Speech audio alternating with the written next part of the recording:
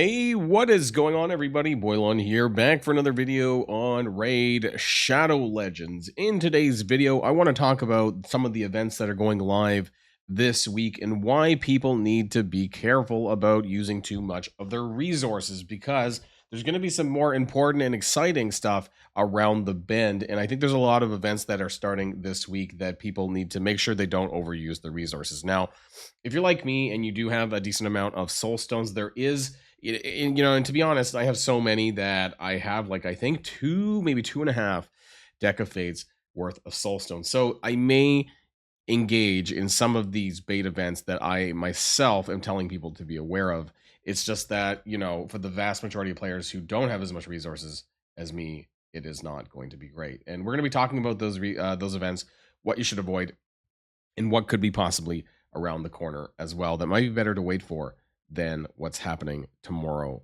especially. Now, before we get started with the rest of the video, I do want to remind people that if you haven't started playing Raid yet, oh, that was the wrong one. Start with Grand Oak Padraig, absolutely free with the QR code in the top right hand of the screen. And we're not a Pelip Zargala. This is kind of weird. I'm using a weird setup here because I'm away actually for this week. Zargala, Tagore, and Farrakhan the Fat at counts level 10, 20, and 30. This is what I meant to click. That is Pelops the Victor. You can use the promo code RAID7 to get him within the first 48 hours of a brand new account. Absolutely amazing start. So, what are we talking about? Well, tomorrow we have two things starting. We have the Soul Chase tournament, which has some double boosts, which is interesting to me. It's a little bit compelling to me. It's also where you're going to get your free, I say free, but I mean, you're going to be probably pulling a decent amount of souls to get this, but the Prism Shard, which is going to be available. This one's kind of interesting because the summon pool associated with this is a High Elf summoning pool with a 2% per character of Fina, Blade of Aravia, who is the faction unity champion for High Elves, who is actually really good. So this character is pretty good, and I wish I could have her.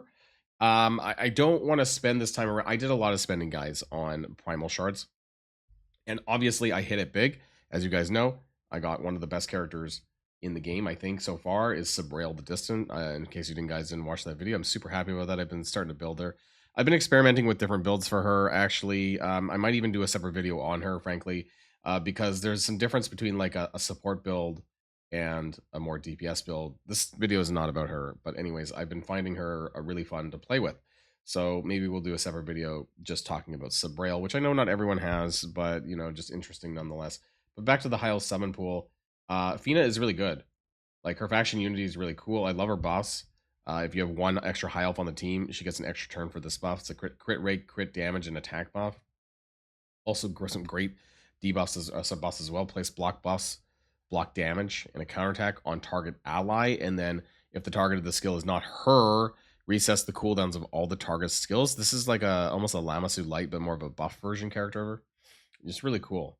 I love that 25% more damage when attacking out of their active turn. So any ally assists, it's going to be pretty huge. Whenever a buff is placed on an ally, fills their turn meter by 3%. And that's for anyone, right? It doesn't have to be buffs from her. So really, really great champion, honestly. She has some really great reviews as well.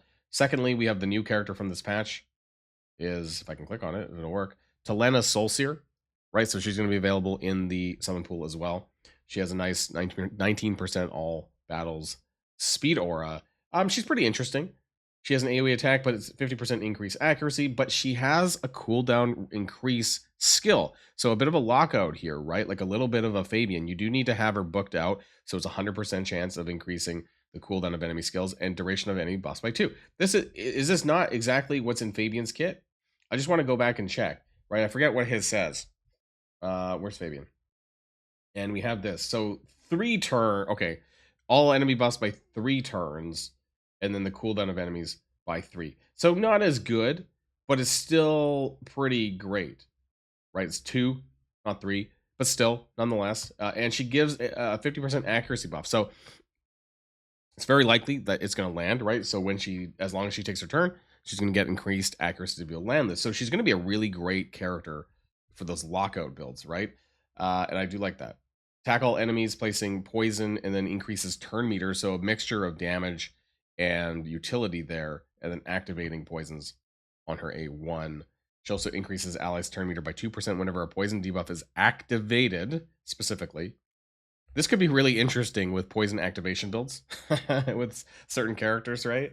So this could be really fun. And decreases enemies' crit rate by 5% and crit damage by 10% per poison debuff. Now, this would be super insane if it was possible to do with something like Calvalax, right? But I mean, that gets muted by, Mercurial and things like this. But man, how fun would that be if you have something like Calvalax combined with this character? Crit damage and crit rate decrease per poison. Calvalax puts like 4 on spawn. So this would be pretty big and neuter, I think, a good amount. But then again, Calvalax would just kill them anyways, right? I guess because Calvalax's poison damage is so high that typically you flat out die if that lands on you. So yeah, maybe this won't happen so frequently, but a fun little kit anyways. And there are some good other characters in this prison summon pool as well. We have Wallmaster Thorian, right, who I actually recently picked up myself, who is pretty nice. Some other good characters, Lysandra, and then we also have a Highkeeper Prisma. These 3 are probably some of the better ones in here. But there's some pretty good epics in here, honestly. Neldor Rhymeblade, really amazing control character and a progression champion, a Fire Knight hard mode, that kind of stuff. We also have Ilsinia, which is one of the epics for Lady Mikage. So there's some good things in here, right? Oh, I believe Indalia is also a fusion epic for Lady Mikage as well. So that's 2 out of 8 epics actually from here as well. Problem is you do have to engage in these Soul Chase tournament. Now the Soul Chase tournament, it's going to have double summonings. Specifically, it's going to have doubles for Mortal and 5-star, 6 stars from Mortals and 6-star from Immortals Soulstones. So I might bite not on the Mortals. Well, I haven't decided, but I have a lot of Immortal Soulstones, like 53. Now, usually for a guaranteed champion deck of fates, something like this, you get 700 points per Immortal Soulstone. So I actually almost have an entire amount of Immortal Soulstones for a single deck of fates, not even including my Eternals. So I have well over like 2 deck of fates worth of Soulstones. And that is enough for me to basically bite on some of this 2x in hopes for some, extra red stars. I would love some red stars on Titus, for example, Clayzag, maybe get lucky on Marius. I know the features, it's not very good odds, but or even some upgrades, right? Again, red stars for some of my mythicals I don't have. Sabrail the Distant, Arn the White. I would love some additional red stars if this were possible, or any of the characters that I use, frankly. So this might be something that I'll bite on. Now, we need to talk about on Summon Rush, though, because this is Summon Rush number 2. Okay? Now, if you've been engaging in some of the events thus far, let's just take a look. Again, this is the calendar for Full and Silverheart. Now, Summon Rush 1 just ended with 20 points, and this one has 15. Now, I mentioned this in the Summon Rush video that I did, that basically you're going to need to get 20 out of 50 points from all of the summoning events. There's Summon Rush 1, Summon Rush 2, and up here later on is Champion Chase as well. Total of 50 fragments. Of these 50, you need 20. Now, I did 15 fragments from Summon Rush 1. So depending on what the point, I need 5 more, right? I might wait for the Champion Chase tournament on Friday, though. I think there's going to be a 2x Ancient Shards that might be more up my alley in terms of, getting some good characters out of that. I don't know what's, if anything, is going to be there in Summon Rush 2, and this is something that I may or may not engage with. I most likely might just wait, honestly, for the Champion Chase tournament on Friday. I only need 5 fragments, but hey, if I end up getting better on the Champion Chase tournament, and also, to be honest, I have lots of characters that I need to summon up from my fragment portals. I still have Anaxia just sitting around doing nothing. I have Sirsha sitting, and Masahiro is still, like, I have characters sitting in my portal doing nothing that'll give me extra ways to get my Champion Chase points. So I think for me, that's something more that I want to do. As far as other events starting, we're essentially waiting until tomorrow, right? Summoning Rush 2 does start tomorrow. We have Gear Hunters 2 starts tomorrow, and then that's it until Wednesday with Gear Enhancement starting on Wednesday, and then Ice Golem Thursday, Champion Training on Thursday. So Gear Hunters 2 will overlap Ice Golem and Champion Training. You just have to make sure that there's probably only going to be about a 1-day wiggle room between Gear Hunters 2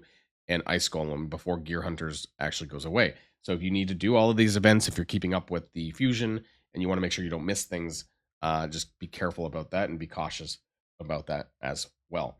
Now, like I said, I don't think that there's going to be anything amazing. They're probably going to chuck something good at us. Actually, I'm going to say that because they love to throw these kind of events to kind of make you want to blow your resources for Summon Rush, which is, shard related pulls for this, because there's going to be a lot of things around the bend, like I talked about at the start of the video, and why we need to be careful about this. So to kind of go back, and I really like this comparison a little bit here. This was made by one of my Discord buddies, Bo's Gorilla. But basically, we're just taking a look at some of the stuff that happened last year during Chaos Awakes 25, right? We had the Tholen fusion. And this is kind of where we are right now, right? We're kind of like halfway through the fusion with Folan, not Tholen, but Folan right now, and some of the other events that happened. Now, going into July is where we started having, and this is July here, basically this patch 11.7. We had the Titus fusion event, and we also have the chase. Now, in this case, we have the chase related to this new event, but what you could see here was the guaranteed events coming in July. We had the Grakos, Turndrake, Deck of Fates. This was very early in July. I believe this was like July the 6th, something like this. And then we had the Balar the Lost Path event, which was, I believe, July the 16th. So we're about a month away from these kind of things. They're probably going to throw in another Deck of Fates sometime soon, right? But it's probably going to be a Deck of Fates. We don't know. It may not be an actual guaranteed event, because it looks like they're, broadly speaking, following the trends from last year. And so there is most likely going to be guaranteed events more in July for those additional characters, right? So there are 2 other characters, I believe. They're not actually, are they? I think they're in the game actually already. But one of them is a Dark Elf, right? Varkos Head Splitter. So I think one of them is going to be him. And then I thought, and we'll see, right? It should still be Talenna, right? Who may have a release later on. But of course, they try to bait you into like pulling for these characters now, like in the Prism Shards. These were the other 2 characters, because the other one is the July fusion, right? And then we also have the other undead guy, who I believe is not in the game yet, but he is going to be the chase, right? He's going to be the login, the 7-day login. I don't believe they've already thrown him into the game yet at this point. So those are the other 2 characters that are going to be coming. The July chase 7-day login, and also the July fusion character. So we have 4 in right now. The current fusion character, Folan, and then we also have, of course, Raya, the Void legendary character here, Raya the Mourned, and the 2 that we just showed you. So I think it's those 2, Talenna and the Dark Elf and Varkos, that are going to be those guaranteed champions. But I think it might not be until July till we actually get the specific events for them, because they want to throw in these monetized versions, right? The ways that you can get them early if you want to spend and buy Prism Shards, things like this. So definitely hold the line, guys, especially if you're free to play or if you're a light spender. There might also be a Titan event later on this month, which is what we're expecting as well for Folan. So these are things that I would not be rushing to kind of trap yourself to pull for, whether it's Summon Rush for additional shard summons, or if it is for this Soul Chase tournament and you don't have as much as I do when it comes to saved up soul stones, because you want to make sure that when those guaranteed events do come around, that you have enough to complete them. I think that's the most important thing to do. When it comes to a guaranteed champion Deck of Fates, you need about 40,000 points. An Eternal Soulstone often gives you 3,500, an Immortal Soulstone 700, and then a Mortal Soulstone 70. So you can kind of do the math based on how much you have yourself to see whether or not you're somewhat close to being able to complete that. Anyways, that's just my thoughts. Let me know what yours are in the comments down below. Now, before we go, I do want to remind people that if you haven't started playing Raid yet, what are you waiting for? Download using the QR code in the top right hand of the screen to get Grand Oak Padraig absolutely free. We also have Zargala, we have Tagore, and Farrakhan the Fat at accounts level 10, 20, and 30. And don't forget about Pelops the Victor, because that's another free legendary character. He's amazing. Pelops really is amazing. And all you got to do is use the promo code RAID7 within the first 48 hours of a brand new account. Okay, that's going to be it for me, everybody. I'll see you all on the next video. And if you like this video, make sure you hit that subscribe button if you haven't already, and you'll be greatly helping out the channel. Have a great day, and I'll see you guys on the next one.